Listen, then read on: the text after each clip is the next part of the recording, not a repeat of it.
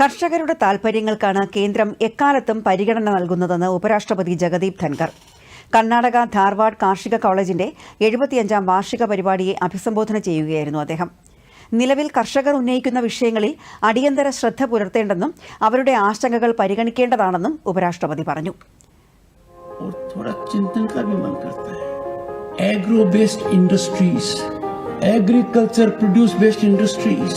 Textile है, food है, edible oil है, बहुत सी है. They are prospering. They are earning profits. Our farmers should equally share the profits. These institutions must commit their CSR fund for welfare of the farmer, for research of the farm sector. They must liberally think in this direction because farm produce is their lifeline. നേരത്തെ ഹുബ്ബള്ളിയിലെത്തിയ ഉപരാഷ്ട്രപതിയെ Karnataka governor Thawarchand Gehlot, കേന്ദ്രമന്ത്രി പ്രഹ്ലാദ് ജോഷി എന്നിവർ ചേർന്ന് സ്വീകരിച്ചു. ധാർവാഡിലെ കാർഷിക കോളേജിന്റെ 75 വർഷത്തെ സ്മരണയ്ക്കായി നിർമ്മിച്ച ചുവർ ചിത്രം അദ്ദേഹം അനാച്ഛാദനം ചെയ്തു.